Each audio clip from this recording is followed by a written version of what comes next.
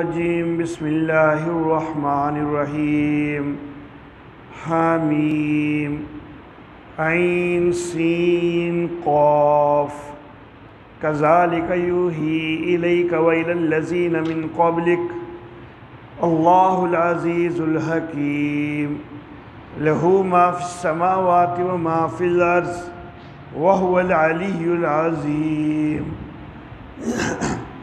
تکاد السماوات یتفطرن من فوقہن والملائکۃ یسبحون بحمد ربہم ویستغفرون لمن فی الارض الا ان اللہ هو الغفور الرحیم صدق اللہ مولانا العلی العظیم وبلغنا نبیہ ورسولہ الکریم۔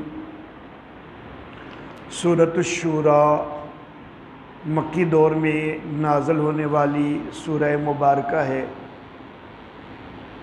تلاوت کی ترتیب میں اس کا نمبر 42 ہے۔ نزول کے لحاظ سے اس کا نمبر 62 قرار دیا جاتا ہے۔ اس سے پہلی جو دو صورتیں سورہ مومن اور اس کے بعد سورہ حامیم السجدہ، بلکہ اس سے بھی پہلے سورۃ الزمر کو بھی ساتھ شامل کر لیں تو سورۃ الزمر سے اب تک کی جو یہ صورتیں ہیں ان کی سب کی نزول کی ترتیب بھی اکٹھی چل رہی ہے۔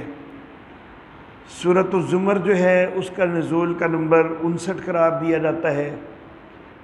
اس کے بعد سورہ مومن کا نزول کا نمبر 60، سورہ حامیم سجدہ کا 61 اور یہ سورۃ الشورى کا نزول کا ترتیب میں نمبر 62 قرار دیا جاتا ہے۔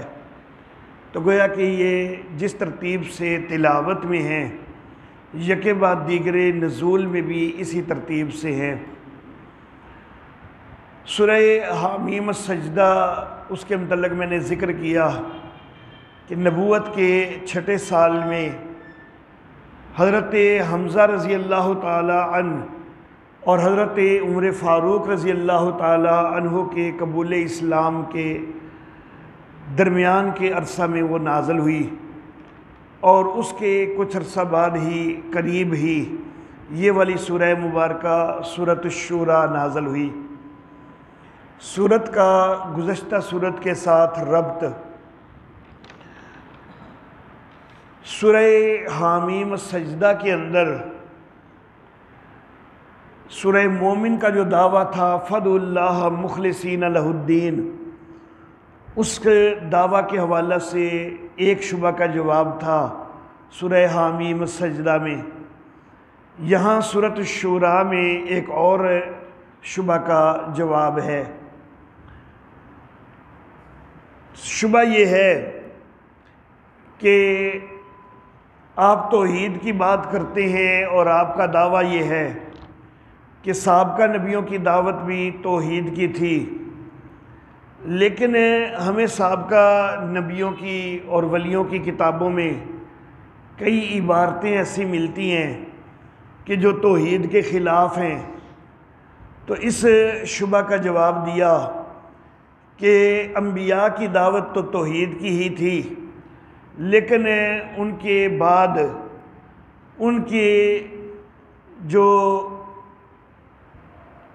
امتی تھے ان کے اندر جو علماء سو تھے، برے علماء، انہوں نے جو ہے تحریف کر کے شرکیہ عقائد وہ اپنی کتابوں کے اندر شامل کر دیے، توحید کے خلاف عبارات شامل کر دیں، لیکن انبیاء کی جو اصل دعوت تھی وہ توحید کی ہی دعوت تھی۔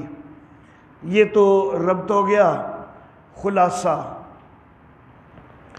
سورہ مبارکہ کے پہلے جو 2 رکوع ہیں ان کے اندر 2 دعوے ذکر کیے گئے ہیں۔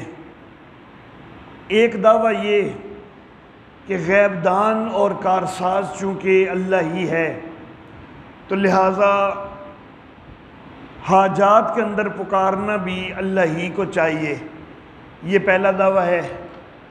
اور دوسرا دعویٰ یہ کہ سابقہ کتب کے اندر جو توحید کے خلاف باتیں ملتی ہیں وہ علماء سوء کی بنائی ہوئی باتیں ہیں، ان کی اختراعات ہیں۔ پھر یہ شبہ پیدا ہوا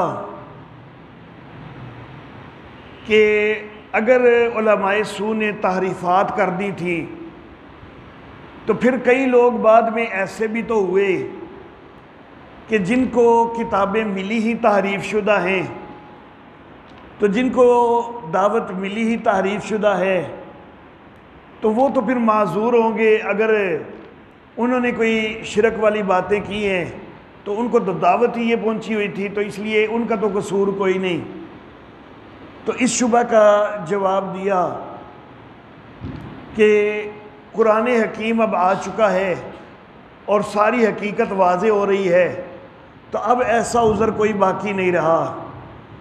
اور دوسرا جواب یہ دیا کہ خود ان کے کئی علماء جو کہ اصل حقائق بھی لوگوں تک پہنچا رہے تھے، اگرچہ علماء سوء نے تحریفات بھی کی تھیں، لیکن کئی علماء جو ہیں وہ عقیدہ توحید کے اوپر قائم تھے اور وہ لوگوں کو توحید کا درس دے رہے تھے، تو اس لیے یہ نہیں کہا جا سکتا کہ ان کو صحیح دعوت بالکل پہنچی نہیں تھی۔ کئی لوگ صحیح دعوت بھی پہنچانے والے بہرحال موجود رہے ہیں۔ اچھا جی، تیسرے رکوع کے اندر پہلے دعویٰ کے لیے 4 اور دوسرے دعویٰ کے لیے 3 تنویرات آئی ہیں۔ پہلا دعویٰ یہ کہ عالم الغیب اور کارساز اللہ ہی، تو پھر پکار اللہ ہی کی ہونی چاہیے۔ دوسرا دعویٰ یہ کہ جو علماء سوء نے جو خلاف ملتا ہے توحید کے، وہ علماء سوء کی کارستانیاں ہیں۔ درمیان میں دفعیہ عذاب کے لیے امور ثلاثہ کا بھی بیان ہے، باقی کچھ زجرات، تخویفات، شکاوہ اور تسلی وغیرہ ہیں۔ بسم اللہ الرحمن الرحیم، حامیم عین سین قاف، یہ حروف مقطعات ہیں، ان کا معنی اللہ ہی بہتر جانتا ہے۔ کذالک یوحی الیک، کذالک اس کے نیچے لکھ لیں سورت کا مضمون اول، سورت کا مضمون اول۔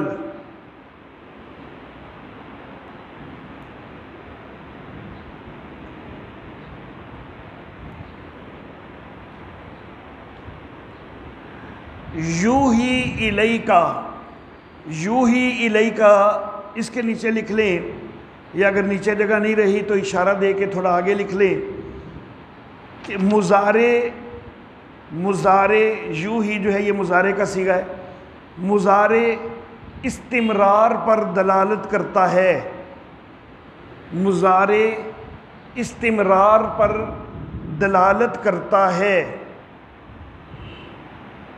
بریکٹ میں لکھ لیں روح، رے واؤ اور ہا حلوے والی روح، یعنی روح المعانی تفسیر کا نام ہے، اس کا جو ہے وہ یہ حوالہ ہے، تو مختصر طور پر صرف روح لکھ دیا جاتا ہے۔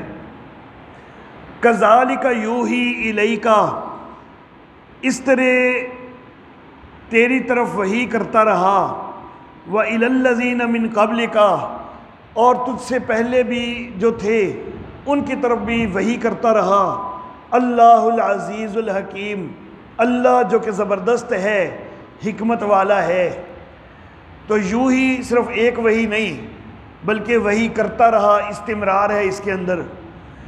لہو ما فی السماوات و ما فی الارض، اسی اللہ کے لیے ہے جو کچھ آسمانوں میں ہے، جو کچھ زمین میں ہے۔ وَهُوَ الْعَلِيُّ الْعَظِيمُ، اور وہ بلند ہے، بڑا ہے۔ تیری طرف بھی جو وحی ہوئی ہے، تیرے سے پہلے نبیوں کے اوپر بھی جو وحی ہوئی ہے، تو وہ وحی یہ ہے کہ آسمان و زمین کی چیزوں کا مالک اللہ ہی ہے۔ جب مالک اللہ ہی ہے تو پھر مختار بھی اللہ ہی ہے۔ تو تصرف کا اختیار بھی اللہ ہی کا ہے۔ وَهُوَ الْعَلِيُّ الْعَظِيمُ، اور وہ بلند ہے، بڑا ہے۔ تَكَادُ السَّمَاوَاتُ يَتَفَطَّرْنَ، قریب ہے کہ آسمان ان کے اوپر سے پھٹ جائیں، اور فرشتے تسبیح کرتے ہیں اپنے رب کی حمد سے، اور وہ بخشش مانگتے ہیں زمین والوں کے لیے۔ آگاہ رہو، بے شک اللہ وہ بخشنے والا مہربان ہے۔ اللہ اللہ، قریب ہے کہ آسمان اوپر سے پھٹ جائیں، یا تو یہ مفہوم ہے کہ وہ اللہ ہے، علی ہے، عظیم ہے، بلند والا ہے، عظمت والا ہے، اس کی بلندی اور اس کی عظمت وہ اتنی زیادہ ہے کہ اس کی عظمت کی وسعتوں کے آگے قریب ہے کہ آسمان پھٹ جائے۔ ایک مفہوم یہ ہو سکتا ہے، اور دوسرا یہ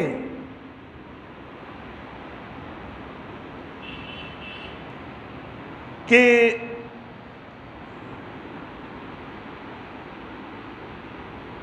سورہ مریم کے اندر ایک بات کہی گئی تھی کہ وَقَالُوا اتَّخَذَ الرَّحْمَنُ وَلَدًا لَقَدْ جِئْتُمْ شَيْئًا إِدًّا تَكَادُ السَّمَاوَاتُ يَتَفَطَّرْنَ مِنْهُ، کہ لوگوں نے یہ کہا کہ رحمان نے اولاد بنا لی۔ تو یہ جو اس طرح کے دعوے ہیں، جھوٹ ہے، یہ ایسے ہیں کہ ان کے اوپر تو قریب ہے کہ آسمان پھٹ جائے۔ تو یہاں پر بھی یہ اسی مفہوم میں ہو جائے گا کہ جس طرح کے لوگ مشرکانہ باتیں کرتے ہیں، اللہ تو بڑا ہے، عظمت والا ہے، لیکن اس کے مقابلہ میں جو مشرکانہ دعوے کیے جاتے ہیں تو ان کے اوپر تو قریب ہے کہ آسمان پھٹ جائے، لیکن آسمان نہیں پھٹتا۔ اس کی علت یہ ہے کہ فرشتے جو ہیں وہ تسبیح کر رہے ہیں رب کی حمد کے ساتھ۔ دوسری علت یہ کہ فرشتے زمین والوں کے لیے استغفار کر رہے ہیں، تو اس وجہ سے جو ہے وہ ان کو مہلت مل رہی ہے، ڈھیل مل رہی ہے۔ الا ان اللہ هو الغفور الرحیم، آگاہ رہو کہ اللہ بخشنے والا ہے، مہربان ہے۔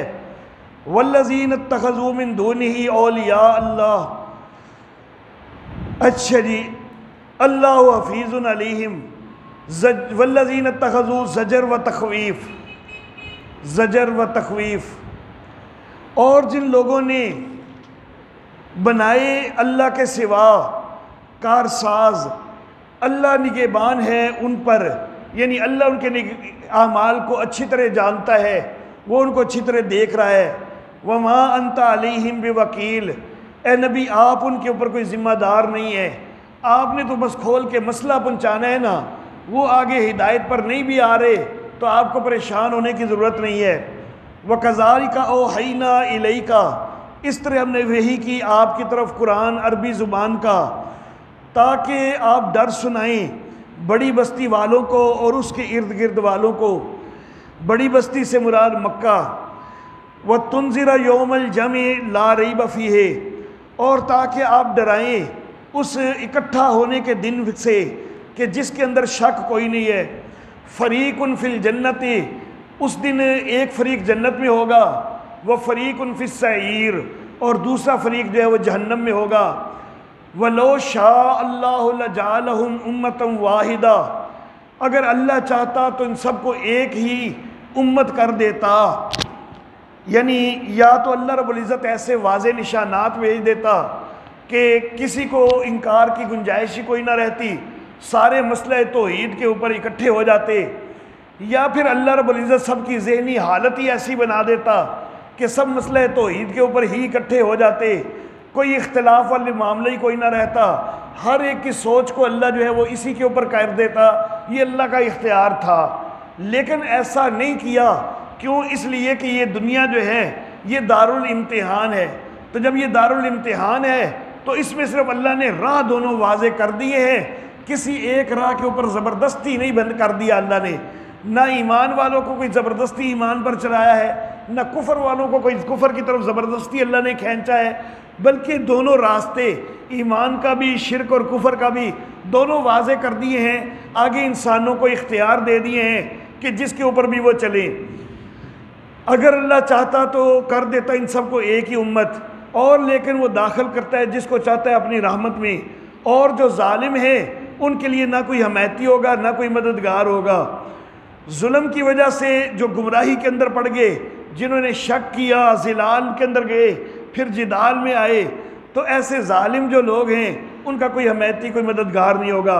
ام اتخذوا من دونہ اولیاء، اعادہ زجر، اعادہ زجر، کیا انہوں نے اللہ کے سوا کارساز بنا لیے ہیں؟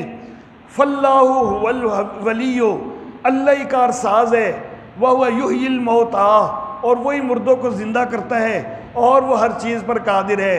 وما اختلفتم فیہ من شیء، تخویف، تخویف، اور جس چیز میں بھی تمہارا اختلاف ہوگا، فحکمہ الی اللہ، تو اس کا فیصلہ اللہ کے سپرد ہے۔ ذالکم اللہ، یہ اللہ ہے ربی، میرا رب، علیہ توکلت، اسی کے اوپر میں نے بھروسہ کیا اور اسی کی طرف میں رجوع کرتا ہوں۔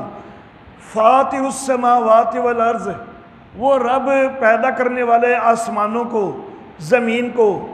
جعل لکم من انفسکم ازواجا، اس نے تمہارے لیے تمہاری اپنی جنس سے جوڑے بنائے ہیں، اور تمہارے جانوروں کے بھی جوڑے بنائے ہیں، چوپایوں کے جوڑے بنائے ہیں۔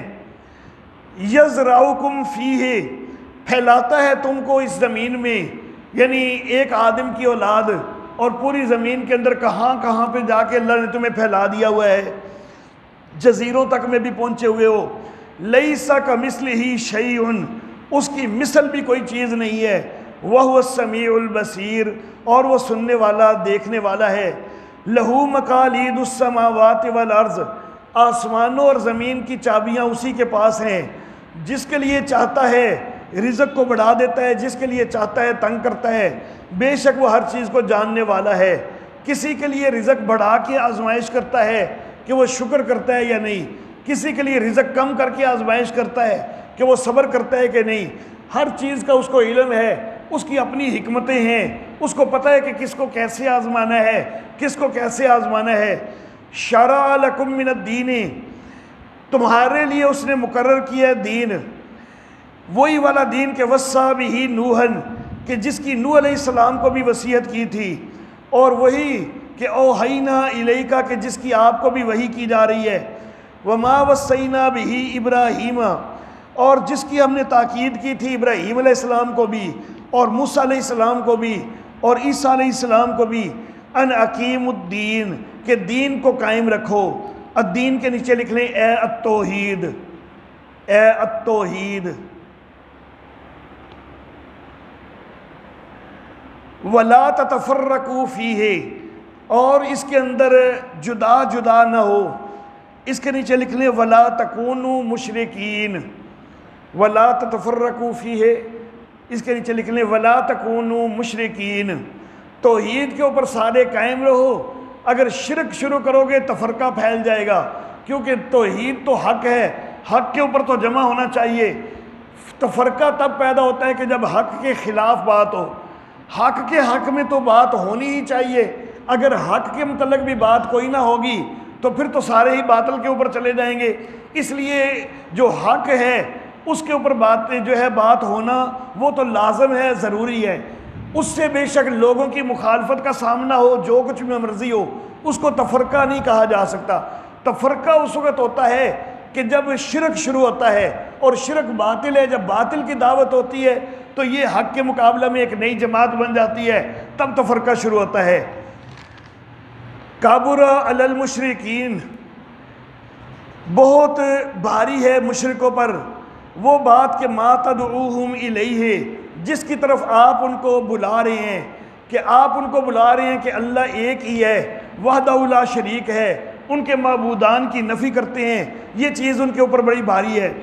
اللہ یجتبی الیہ من یشاء، اللہ جس کو چاہتا ہے اپنی طرف چن لیتا ہے، ویہدی الیہ من ینیب، اور ہدایت دیتا ہے اپنی طرف اس کو کہ جو انابت کرے۔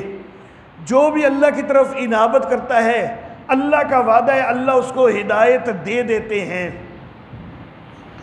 کئی لوگ یہ بات کہتے ہیں کہ جی ہم مسلمان ہیں تو ہم تو مسلمانوں کے گھروں میں پیدا ہو گئے، لیکن جو کافروں کے گھروں میں پیدا ہو گئے وہ کفر پر قائم ہیں، تو ان کا قصور کیا ہے؟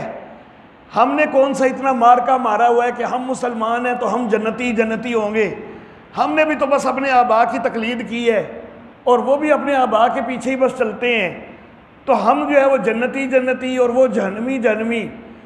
تو مسلمانوں کے لیے یہ سرٹیفکیٹ جنت کا کیوں ہو گیا، جبکہ مسلمان کئی تو صرف جدی پشتی مسلمان چلے آ رہے ہیں، خود انہوں نے کبھی سوچا بھی کوئی نہیں، غور و فکر بھی کوئی نہیں کیا، صرف والدین مسلمان تھے تو یہ بھی مسلمان ہیں، تو ان کو جنت کا سرٹیفکیٹ کیوں مل گیا، اور جو کافر ہیں ان کو جہنم کا سرٹیفکیٹ کیوں مل گیا؟ تو میں یہ عرض کرنا چاہوں گا، پہلی بات یہ، مسلمان کے گھر میں پیدا ہو کر مسلمان ہونے جنت کا سرٹیفکیٹ کوئی نہیں مل جاتا۔ مسلمان کے گھر میں پیدا ہونے والے شرکی عقائد بھی کئی رکھتے ہیں، اور وہ سیدھے جو ہے وہ جہنم رسید ہوں گے۔ مسلمانوں کے گھر میں پیدا ہونے والے امت محمدیہ کے کہلانے والے، امت مسلمہ کے کہلانے والے، تو ان میں کئی ہیں جو کفری عقائد رکھتے ہیں، تو وہ جہنم رسید ہوں گے، وہ جنت میں نہیں جائیں گے۔ تو اس لیے مسلمانوں کے گھر میں پیدا ہونا یہ کوئی سرٹیفکیٹ نہیں ہے کہ وہ ضرور جنت میں داخل ہوں گے۔ دوسری طرف کافر کے گھر میں جو پیدا ہوئے اس کا کیا قصور ہے کہ وہ سیدھا جہنم میں ہوگا؟ تو میں یہ عرض کروں گا کہ اللہ کا یہ وعدہ ہے کہ یہدی الیہ من ینیب، اللہ ہدایت دیتا ہے اس کو کہ جو انابت کرے، اور مجھے اللہ رب العزت کے وعدے کے اوپر 100% یقین اور اعتماد ہے، اور میرا یہ عقیدہ اور ایمان ہے کہ زندگی کے اندر کوئی بندہ ایک دفعہ بھی سچے دل سے انابت کرے، اللہ نے اس کو ہدایت ضرور دینی ہے، کیونکہ اللہ نے اپنے وعدہ کے خلاف کبھی نہیں کرنا۔ اللہ نے وعدہ کر دیا کہ جو انابت کرے گا میں اس کو ہدایت دوں گا۔ تو کافروں کا قصور یہ ہے کہ ساری زندگی انہوں نے ایک لمحہ بھی سوچا نہیں ہے، ایک لمحہ بھی انہوں نے حق کو سوچا ہوتا اللہ ضرور کوئی نہ کوئی ایسے اسباب پیدا کر دیتے کہ وہ یقیناً ہدایت پر آ جاتے، لیکن وہ کفر کے اوپر جو قائم ہیں، اور کفر کے اوپر اگر ان کی موت تک بھی آ رہی ہے تو اس میں ان کا قصور یہ ہے کہ انہوں نے ساری زندگی ایک لمحہ کے لیے بھی حق کو سوچا ہی نہیں ہے، عقیدے کو سوچا ہی نہیں ہے۔ دنیا کی زندگی کے چھوٹے چھوٹے معاملات کے متعلق تو وہ سوچتے رہے، ایک جوتا تک لینے کے لیے بازار جاتے ہیں تو سوچتے ہیں، ایک دکاندار اپنے جوتے کی تعریفیں کر رہا ہے، دوسرا دکاندار اپنے جوتے کی تعریفیں کر رہا ہے، تو یہ یہاں پر سوچتا ہے کہ دیکھوں کون سا سستا ہے، کون سا خوبصورت ہے، کون سا مضبوط ہے، یہ ساری چیزوں کو خود پرکھ کے تو پھر جو ہے وہ خریدتا ہے۔ لیکن اس نے ایمان کے معاملے کو ایک جوتے جتنی بھی حیثیت نہیں دی کہ ایک جوتے تک کو تو قبول کرنے میں اس نے جو ہے وہ خود پرکھا، لیکن ایمان کے معاملے میں اس نے کچھ بھی نہیں پرکھا، اپنی روحانیت کے لیے اس نے کچھ بھی نہیں خیال کیا کہ بس جدھر میرے آبا ہیں میں بھی ادھر ہی ہوں۔ کبھی ایک دفعہ تو خیال کیا ہوتا کہ میرے آبا غلط بھی تو ہو سکتے ہیں، تو ایک دفعہ بھی زندگی میں سوچتا تو یقیناً اس کو ہدایت مل جاتی۔ اللہ اللہ، وَلَوْلَا كَلِمَةٌ سَبَقَتْ مِن رَبِّكَ، اگر ایک بات نہ ہو چکی ہوتی تیرے رب کی طرف سے پہلے، إِلَىٰ أَجَلٍ مُّسَمَّىٰ، ایک مقرر مدت تک، لَقُضِيَ بَيْنَهُمْ، تو ان کے درمیان فیصلہ ہو جاتا، وَإِنَّ الَّذِينَ أُورِثُوا الْكِتَابَ، اور وہ لوگ کہ جو کتاب کے وارث ہوئے، مِن بَعْدِهِمْ، ان کے بعد، لَفِي شَكٍّ مِّنْهُ مُرِيبٍ، وہ ایسے شک میں پڑے ہوئے ہیں کہ جو بے چین کرنے والا ہے۔ فَلِذَلِكَ فَادْعُ، دعوت الی التوحید کی تلقین، دعوت الی التوحید کی تلقین۔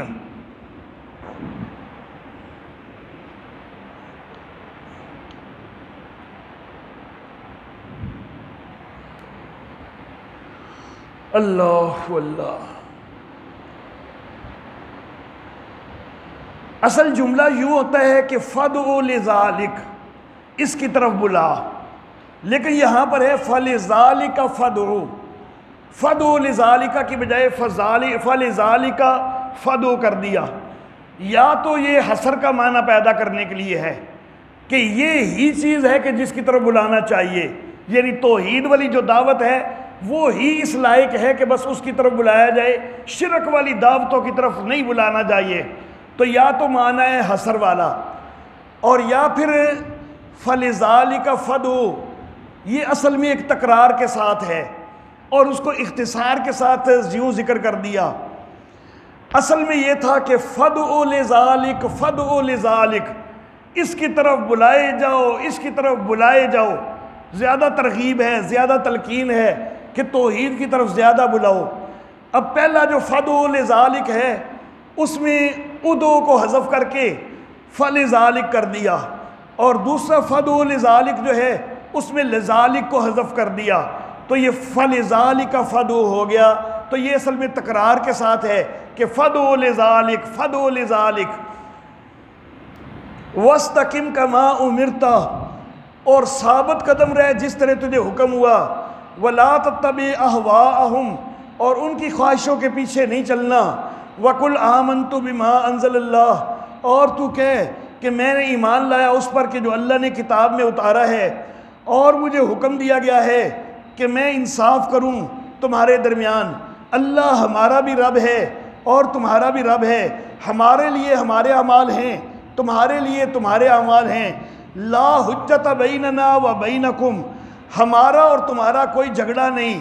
اللہ یجمع بیننا، اللہ ہم سب کو اکٹھا کرے گا اور اسی کی طرف لوٹ کے جانا ہے۔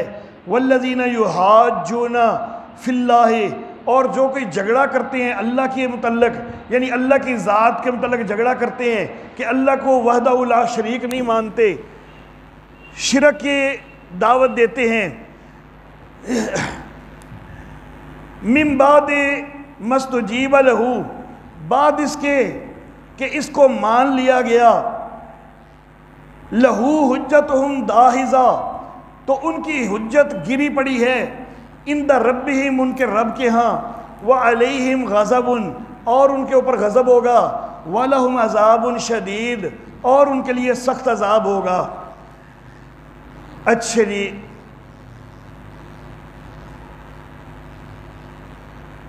دیکھیں والذین یحاجون فی اللہ، اللہ کے متعلق جھگڑا کرتے ہیں، یعنی اللہ کی وحدانیت کے متعلق جھگڑا کرتے ہیں، بعد اس کے کہ اس کو قبول کر لیا گیا۔ مراد یہ ہے، میں نے خلاصہ ذکر کرتے ہوئے ایک بات کہی تھی کہ ایک شبہ کا جواب دیا جائے گا بیچ میں۔ شبہ یہ کہ آپ جو کہتے ہیں کہ تحریفات کر دی علماء سو نے، تو وہ بیچارے جن کو تحریف شدہ کتاب ہی ملی ہے تو ان کا کیا قصور ہے؟ ان کو تو ملی تحریف شدہ کتاب ہے، انہوں نے تو اسی کو حق سمجھنا ہے، انہوں نے اسی کے اوپر عمل کرنا ہے۔ تو اللہ فرماتے ہیں کہ نہیں، ایسا نہیں ہے۔ کچھ لوگ حق کو قبول کرنے والے ہر دور میں رہے ہیں، جو صحیح ہدایت پر رہے ہیں۔ نبی اکرم صلی اللہ علیہ وسلم حضرت عیسیٰ علیہ السلام سے 610 سال بعد، حضرت عیسیٰ علیہ السلام کی ولادت سے، یا سن عیسوی میں کہہ لیں 610 عیسوی نبی اکرم صلی اللہ علیہ وسلم کو نبوت ملی ہے۔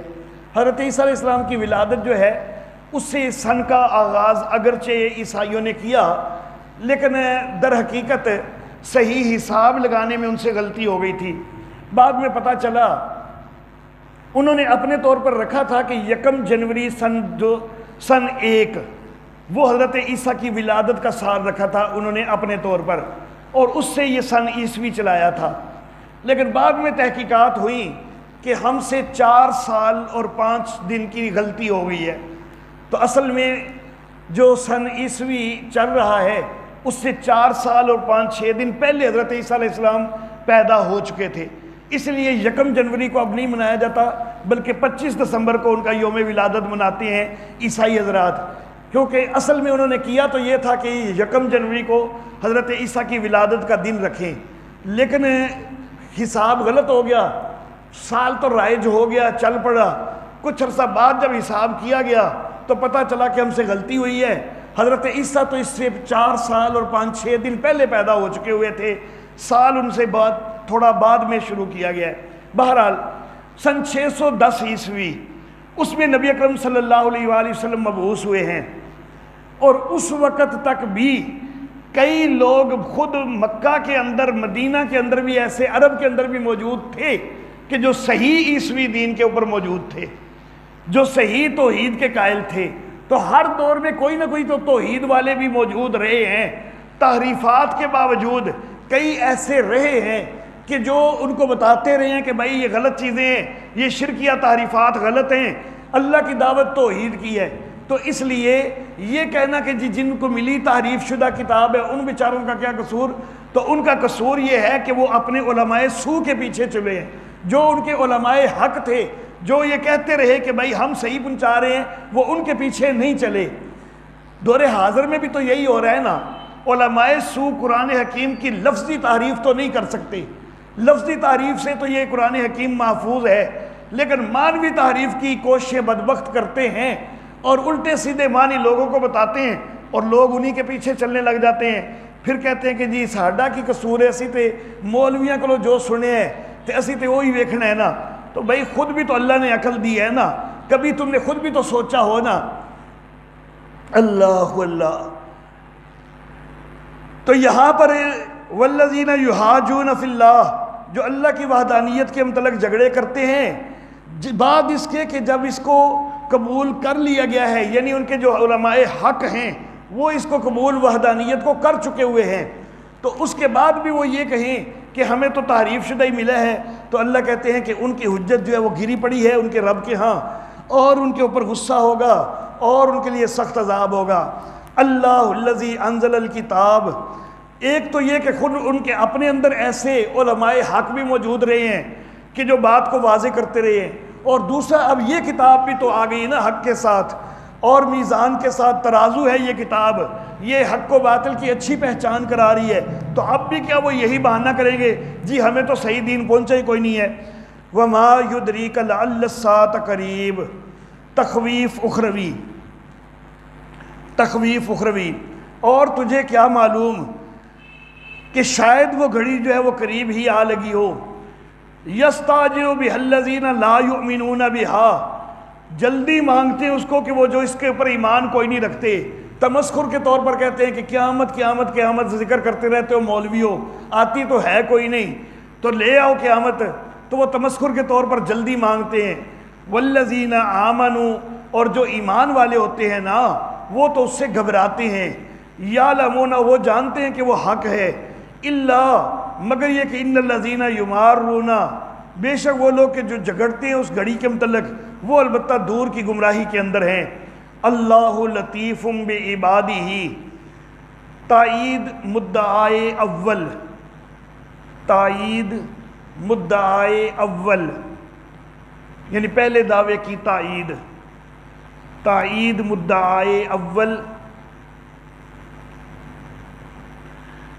آگے کوما یا ڈیش ڈال کے مزید لکھ لیں، تنویر اول، تنویر اول۔